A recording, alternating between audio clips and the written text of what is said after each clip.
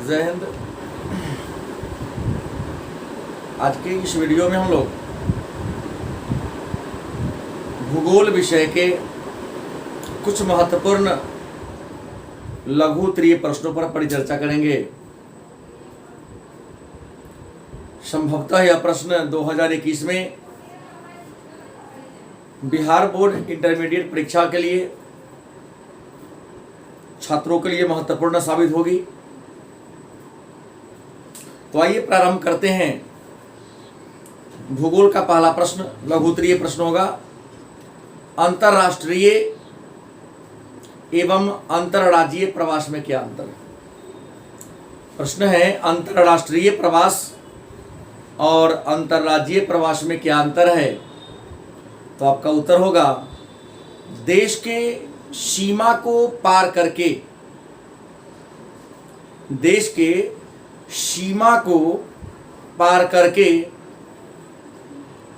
होने वाले प्रवास को अंतरराष्ट्रीय प्रवास कहते हैं। इसके विपरीत देश के अंदर एक ही राज्य में एक शहर से दूसरे शहर, एक राज्य से दूसरे राज्य, एक गांव से दूसरे गांव में होने वाले प्रवास को हम अंतरराज्यीय प्रवास के नाम से जानते हैं। दूसरा प्रश्न है, ग्रामीण बस्ती के प्रकार को निर्धारित करने वाले कारक कौन कौन हैं। मतलब ग्रामीण बस्ती के प्रकार को निर्धारित करने वाले कारक कौन कौन हैं। आपका उत्तर होगा, ग्रामीण बस्ती के प्रकार को निर्धारित करने वाले प्रमुख कारक निम्नलिखित हैं। नंबर 1, भूमि की संरचना। नंबर 2, भूमि की उपजाऊ प्रकृति। नंबर 3, अनुकूल जलवायु। नंबर 4, पहाड़ और पठार की स्थिति। नंबर 5, वर्षा की मात्रा। और नंबर 6, तापक्रम। तो ये हैं ग्रामीण बस्ती के प्रकार को निर्धारित करने वाले कारक। अगला प्रश्न है, जनसंख्या के संघटक से आप क्या समझते हैं। प्रश्न है, जनसंख्या के संघटक से आप क्या समझते हैं। आपका उत्तर होगा, जनसंख्या का वह तत्व जिसे मापा जा सके। जनसंख्या का वह तत्व जिसे मापा जा सके जनसंख्या का संघटक कहलाता है। जैसे जन्म दर, मृत्यु दर, प्रवास, आयु संरचना, लिंग अनुपात, साक्षरता, व्यावसायिक संघटक इत्यादि। अगला प्रश्न है, मानव विकास के 4 स्तंभ कौन कौन हैं। आप लिखेंगे, मानव विकास के 4 स्तंभ निम्नलिखित हैं। नंबर 1, समता। नंबर 2, सतत पोषणीयता। नंबर 3, उत्पादकता। नंबर 4, सशक्तिकरण। ये है मानव विकास के 4 स्तंभ। अगला है, तृतीय क्रिया किसे कहते हैं, या तृतीय क्रिया से आप क्या समझते हैं। तो आप लिखेंगे, समाज को दी जाने वाली,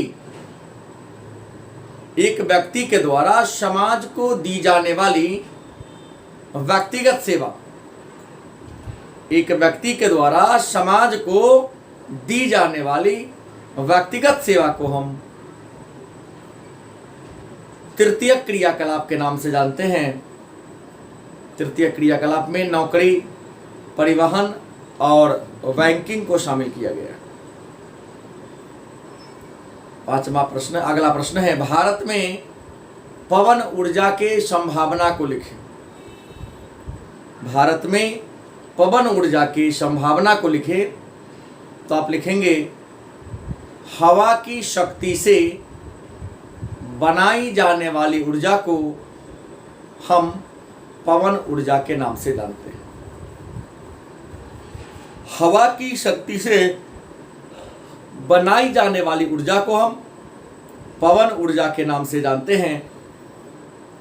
भारत में पवन ऊर्जा की अनुमानित क्षमता 45,000 मेगावाट है और भारत में पवन ऊर्जा के लिए अनुकूल क्षेत्र कच्छ का रण, खंभात की खाड़ी, सुंदरवन का डेल्टा इत्यादि।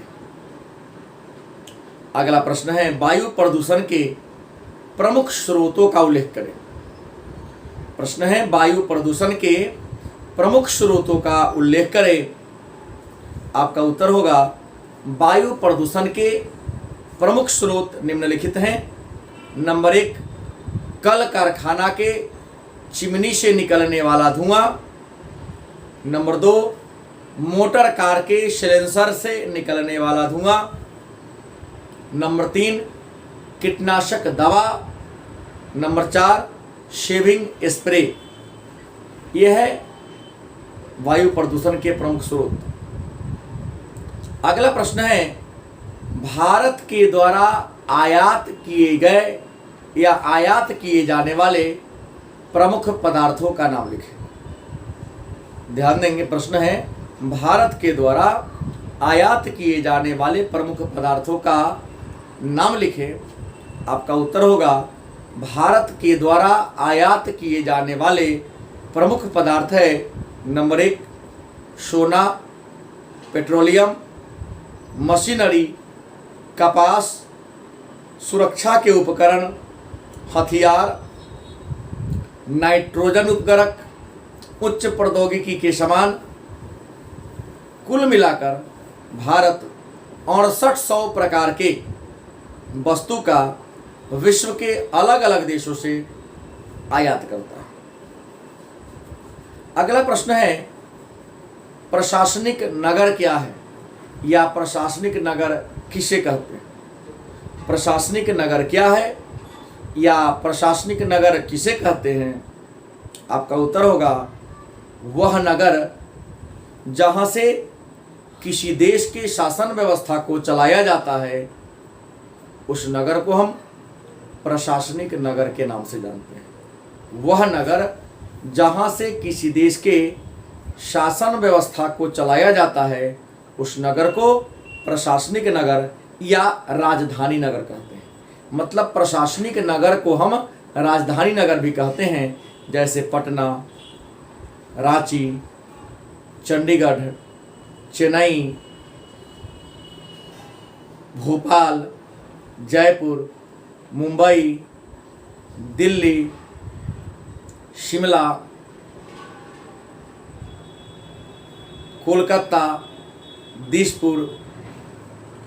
मतलब भारत के सभी राज्य के राजधानी प्रशासनिक नगर और राजधानी नगर के उदाहरण।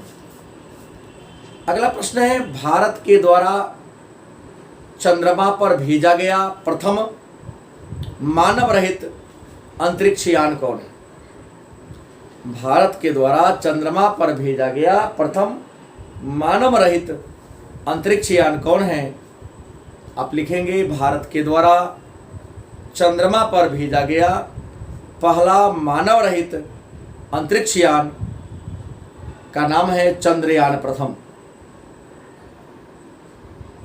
चंद्रयान प्रथम का प्रक्षेपण 22 अक्टूबर 2008 ईस्वी को सतीश धवन अंतरिक्ष केंद्र से किया गया था। इसका उद्देश्य था चंद्रमा के बारे में जानकारी प्राप्त करना। अगला प्रश्न है उपभोक्ता वस्तु किसे कहते हैं, उदाहरण सहित व्याख्या करें। उपभोक्ता वस्तु किसे कहते हैं, उदाहरण सहित व्याख्या करें। आपका उत्तर होगा उपभोक्ता वस्तु उस वस्तु को कहते हैं जिसका हम प्रयोग करते हैं। मतलब मानव के द्वारा प्रयोग की जाने वाली वस्तु को हम उपभोक्ता वस्तु के नाम से जानते हैं, जैसे ब्रेड, बिस्कुट, कपड़ा इत्यादि। अगला प्रश्न है बेंगलुरु को भारत का सिलिकॉन सिटी कहते हैं क्यों। बेंगलुरु को भारत का सिलिकॉन सिटी क्यों कहते हैं? आपका उत्तर होगा बेंगलुरु को भारत का सिलिकॉन सिटी इसलिए कहते हैं क्योंकि बेंगलुरु भारत के आईटी का हब है। दूसरा, बेंगलुरु दुनिया भर के ग्राहकों को सूचना प्रौद्योगिकी से संबंधित सुविधा और सेवा प्रदान करता है। और आज का अंतिम प्रश्न है, कृषि कार्य को प्रभावित करने वाले प्रमुख कारक कौन कौन हैं? तो आपका उत्तर होगा कृषि कार्य को प्रभावित करने वाले प्रमुख कारक हैं जलवायु की दशाएं, भूमि की प्रकृति, उपजाऊ मिट्टी, बाजार की निकटता, यातायात के साधनों की सुविधा, पूंजी की उपलब्धता और श्रमिकों की आपूर्ति। ये हैं भारत में कृषि कार्य को प्रभावित करने वाले प्रमुख कारक। तो आज की क्लास में इतना ही। पुनः अगली क्लास में अगले विषय को लेकर आएंगे। धन्यवाद।